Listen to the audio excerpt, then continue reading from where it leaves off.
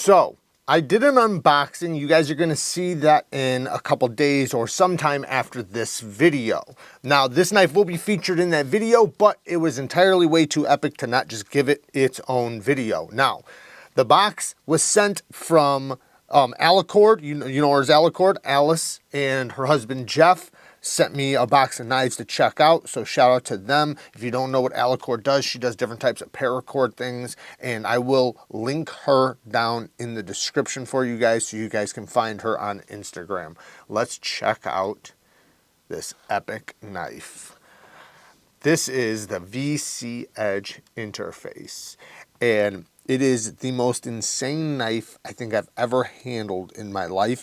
Now, I briefly got to hold one for a second at Blade Show, but just briefly. So this is my first time really getting to experience one, and we're gonna check out what's even on the inside because it is so crazy how this thing is put together. First off, this knife defies logic. It defies gravity. It just doesn't make sense. It's so light. Whatever you're thinking right now, way lighter than that. It is so light. It feels fake. You ever held one of those wooden knives, the knives that are made out of really thin pine or something like that, almost like out of popsicle sticks or something, you know? It feels like something like that, like it's made out of paper. And the reason why is because if you look, the blade is even made out of carbon fiber. The edge is M390. You can see the M390 logo right there in titanium. I think that's titanium. It might be M392. I'm not sure. But this edge is M390. And you can see it's almost like a Scandi grind. So I just went and watched VC Edge's YouTube channel where he shows how he machines these and how he makes these. Now, you can see all of it on his YouTube channel if you're interested in any detail. But the blade is actually made with two pieces of carbon fiber with the titanium inserted in between them and then bonded together. And then, which is crazy because you can't even see a seam at all. Like, it's almost like it's seamless. Like, and it's probably because carbon fiber has fibers already, so it kind of just blends itself in.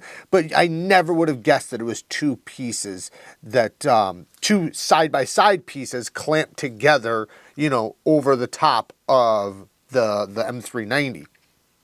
Now, another thing is later in the video, I do talk about him, you know, I don't know where the bearings are made. He actually makes the bearings. So the bearings are made by him in his shop. I'll be showing little footage of his, from his YouTube channel throughout this video. But it's crazy, even the cross hatch section right there with that swedge. Oh my goodness, it's gorgeous. Now, the crazy thing is while this blade is so mega light, look at how smooth it is on the drop. It is so smooth. And the thing is you can't even fathom the way the action feels because the blade has no weight. So if I open up a knife like this, I feel the blade hit the stop pin. Like, I can feel like the recoil. You don't feel the recoil on this, but listen to the detent. It's got a very snappy detent because it is basically like a detent nub. It's like a square detent. It's a round detent, but it's shaved off, so it's a flat detent.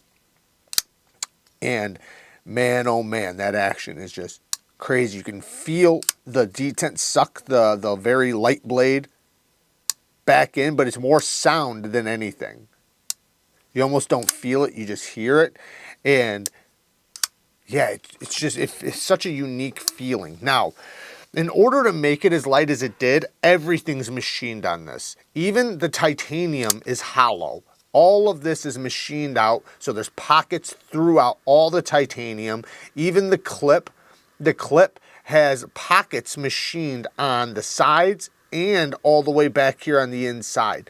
The back spacer, same thing. It's hollow throughout the sides of the back spacer, so it brings down the weight. Now you're probably wondering, how is the lock bar locking up on carbon fiber? How is that possible?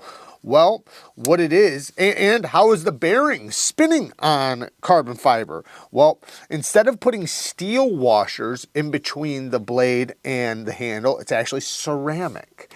So he's got ceramic washers, so the blade can, so the bearings can rotate on the blade and in between the handles, smoothly. And the bearings are very unique in itself. I've never seen bearings like this in a knife. I don't know if he makes them or if he orders them, but they're really cool. They have like air pockets and then also pockets with ceramic balls. Maybe that's to add more ceramic balls. I'm not sure, but it makes for a very, very smooth action. I can imagine what that would be like on a heavy blade. I can't imagine actually, because it would be just ridiculous. As smooth as this is with this light of a blade, it doesn't make sense that it's able to drop like that.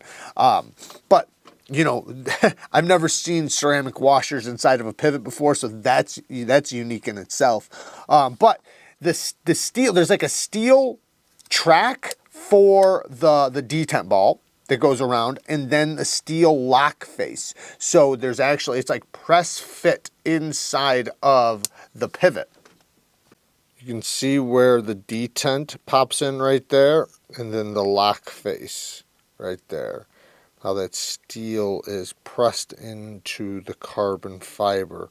That's crazy, man. That is so crazy. But most of it is carbon fiber still, which is even crazier that most of it is carbon fiber.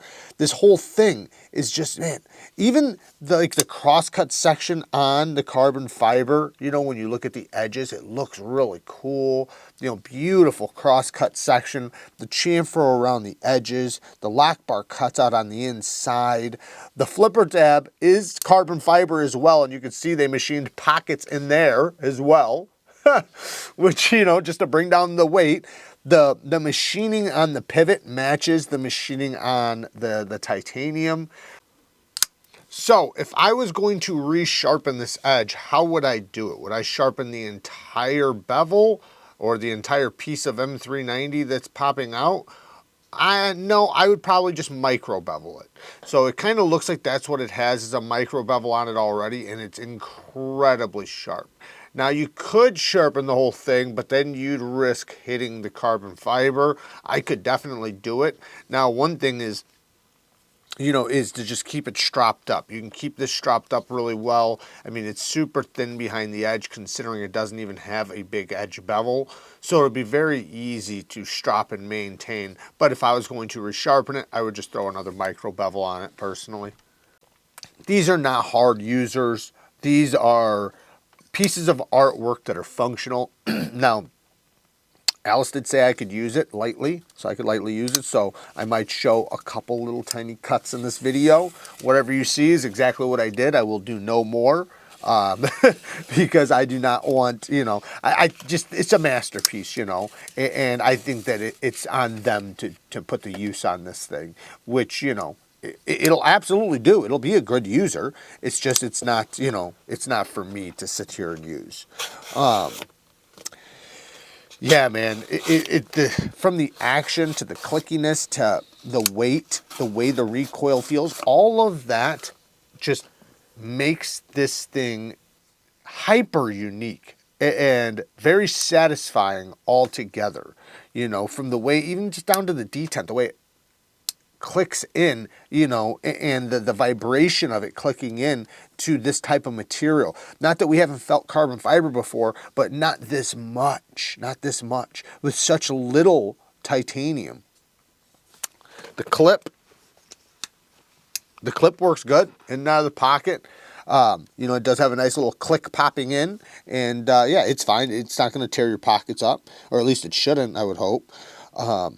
I love the cross-hatch section of the micro machining on the clip and the titanium period, because when I say titanium, there's only one part of titanium: the clip and the lock face, and the back spacer, I guess. But yeah, man, this thing is just so epically cool and so awesome. Now, taking it apart, this was the easiest knife for me to take apart. Like, it's only 2 screws. And everything, it's so minimal, the way it's put together, that it makes for a very easy slap back together. I mean, it was so easy. Like I said, one of the easiest knives for me to take apart and put back together. And I was almost nervous to take it apart.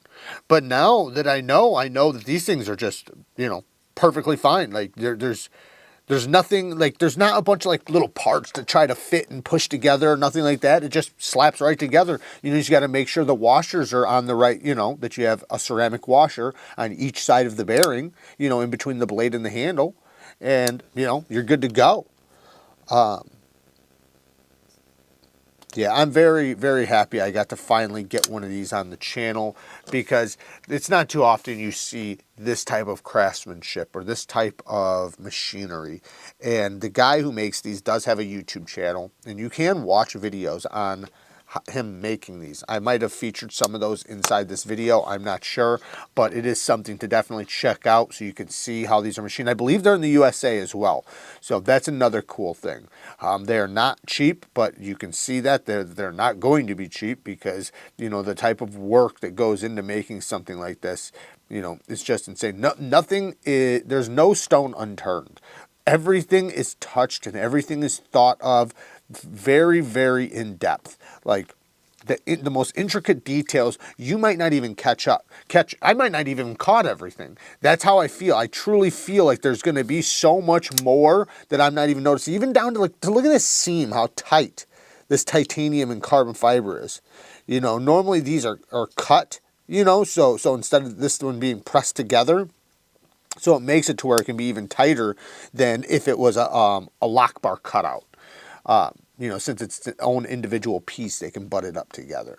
Anyways, you know, and then this is all one solid piece when you take it apart. So these are, you know, are glued or pressed, machined together, whatever.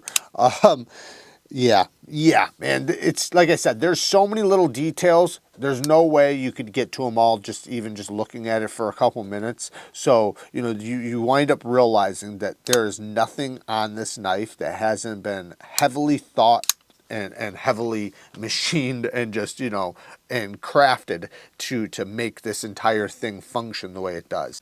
Shout out to Alice and Jeff for letting me check this out and the other knives, because their other knives in the box are epic knives. So that's, you know, there's going to be a really cool unboxing coming up soon. So work hard, stay tough. Until next time, peace.